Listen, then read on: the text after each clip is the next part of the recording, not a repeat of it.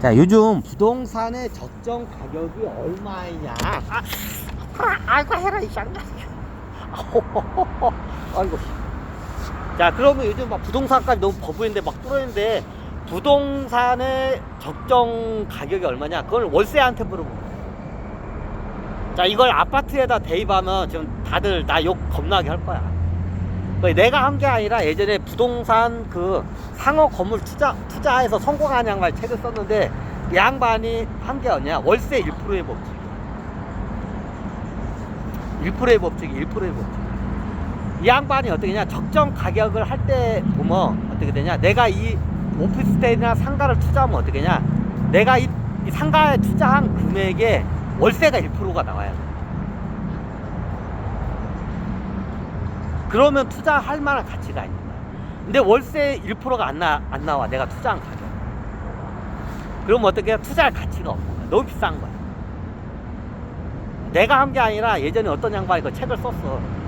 이게 내가 그거 보니까 자, 요즘 그러면 상가나 지금 막 아파트가 너무 이게 부동산이 너무 지금 다들 과대평가된 거는 버블인 거 다들 인정해. 그럼 얼마가 적정 가격입니까? 내가 봤을 때는 이게 맞아. 1%의 법칙이야.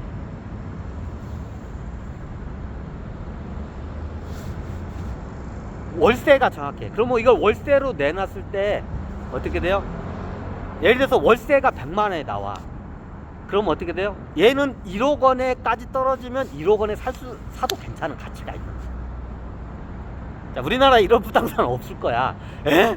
씨발, 저도 요즘 저기 뭐 아파트도 막 10억이 넘는데 씨발 무슨 소리예요? 뭔 개 족같은 소리예요. 다들 그 얘기에 안 맞아 지금. 근데 그 당시에는 그게 맞았어. 이런 상가나 그 당시에는 예전에는 그 버블 현상이 없을 때는 그 법칙이 그랬어요. 그럼 내가 상가 같은 거나 사무실 상가 이런 거 부동산을 투자했을 때 월세를 1%를 내가 뽑아낼 수 있냐 없냐 이거로 해서 이게 비싼지 싼지를 갖다가 판가는 거야. 이게 일종의 밸류에이션 하는 방법 중에 하나야.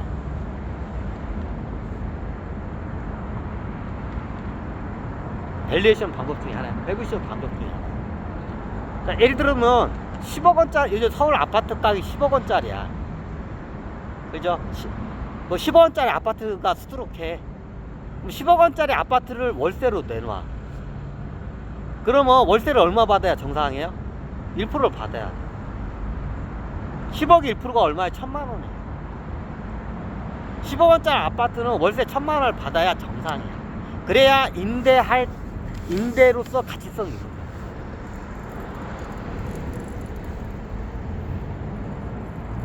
이거 내가 얘기한 게 아니라 어떤 부동산 업자가 얘기한 거야. 상가 전문 부동산 투자한 양반 업자가 있어. 그게 업자야. 자기는 절대로 어떻게 하냐, 일단 임대가 무조건 나가고 딱 가격을 한대. 그럼 가격이 자기가 원하는 가격까지 내려와야 산대. 그게 어떻게 되냐, 그 1%의 법칙이야.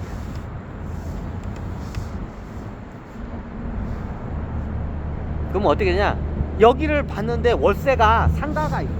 한 달 월세가 100만 원이 나와. 그럼 어떻게 돼요? 1억 원이면 투자할 만한 가치가 있어. 자, 요즘 상가 100만 원짜리 월세 1억 원짜리 없어요. 없어. 아무리 눕고 씻어도 없어.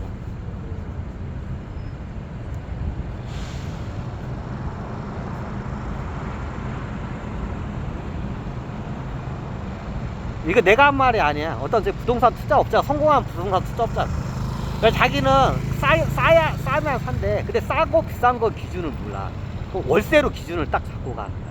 월세 무조건 1%. 그 부동산 시세 가격에 무조건 1%.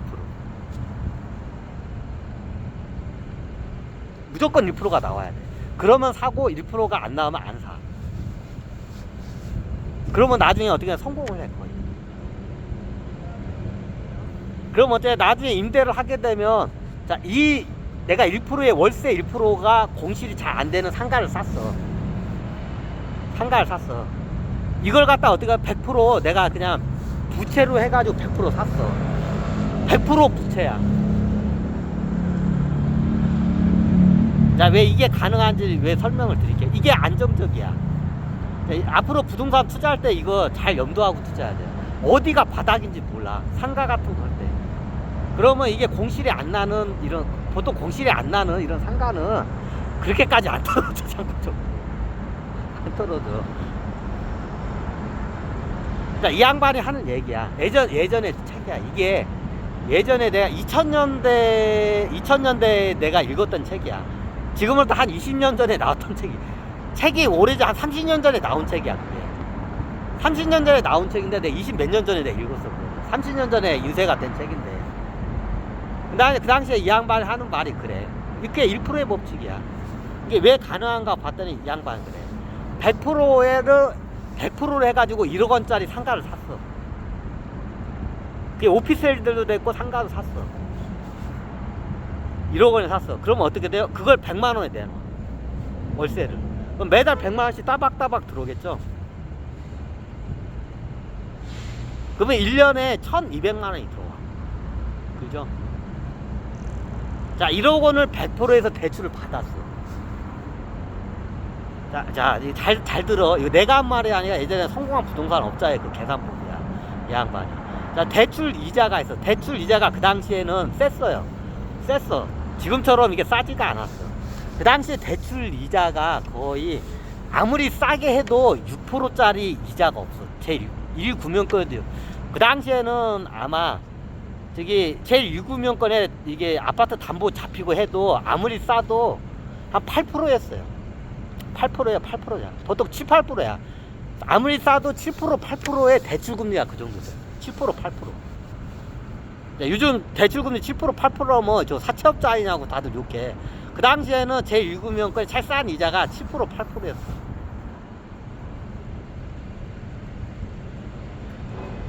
자, 그럼 어떠냐? 계산법이 나오죠. 그럼 어떻게냐? 쉽게 말하면 그냥 단독적으로 나올게. 그럼 어떻게냐? 약 7%, 8%가 1억 원의 대출 받아서 샀으면 산술적으로 어때요? 약 700에서 800만 원 정도가 1년 이자로 나가는 거야. 약 700에서 800만 원 정도 이자가 나요. 예를 들어서 700만 원이라고 합시다. 그냥 7%로 갑시다. 싸게 해서 700만 원 이자가 나가는 거야. 그러면 월세가 얼마나 들어가요? 1년에 1200만 원이 들어오는 거야. 그럼 어떻게 500만 원이 들어오는 거야. 이 양반은 어떻게 되냐? 그 500만 원은 어떻게 되냐? 500만 원을 자기가 쓰나요? 안 써요. 그거로 원금을 갖고 와. 이 양반의 투자 방법이야. 상가 투자하는 방법이야. 100%의 그 금리와 이 세 가지를 봐. 금리와 월세와 상가 시세. 무조건 공실이 되는 상가는 안 돼. 그건 저거야. 무조건 공실이 안 되면 안 돼. 이게 딱 세 가지만 보고 하는 거야. 그게 뭐냐? 첫 번째가 뭐냐? 대출금리. 두 번째가 월세. 세 번째가 시세. 이 딱 세 개만 보고 가는 거야. 그럼 어떻게 되냐? 대출 금리보다도 훨씬 높아야 돼. 그래서 그게 1%의 법칙이야. 그럼 그 당시에 제1금융권에서 담보로 해서 하면 보통 월세가 어떻게 되냐? 자, 이 양반이 그 당시에 어떻게 되냐면 나중에 이 상가를 사. 그러면 이 상가를 살 때 어떻게 되냐? 자기 돈도 들어가. 그럼 상가가 1억 원이면 1억 원에 대해서 보통 60%는 나와요. 그럼 6천만 원은 대출이 나와. 이 상가를 살 때. 그러면 4천만 원은 어떻게 해요? 내 돈이야. 이 양반의 투자 법칙이 그래. 내가 4천이 있어. 그러면 어떻게 되냐? 1억 원짜리 상가를 살 수 있어. 6천만 원 대출을 끼고. 그러면 1억 원이죠? 그러면 1억 원에 어떻게 돼요? 이걸 갖다가 월세를 내.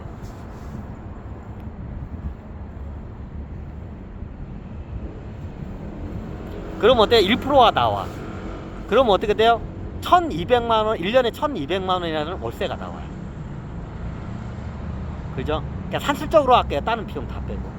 1200만 원 나와. 근데 은행 대출 금리가 얼마야? 7%야. 딱 7%야. 제일 싼 게 7%야, 막. 담보까지 걸어서. 여기가 담보 걸렸어. 7%야.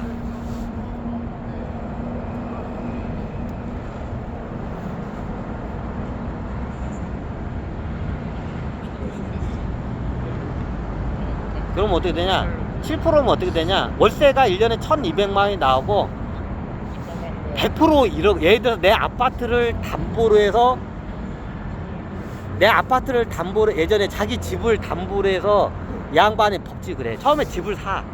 집을 사고 자기 집을 담보로 해서 4천만 원을 갖다가 어떻게 돼요? 대출을 해. 이 양반 투자법이 그래. 그 처음에는 자기 아파트부터 먼저 사라고 해. 이 양반이. 이게 법칙이 그래. 그 다음에 상가로 넘어가. 그럼 자기 아파트를 사고 내 돈, 저기 100% 내 지분율이야. 그거 아까.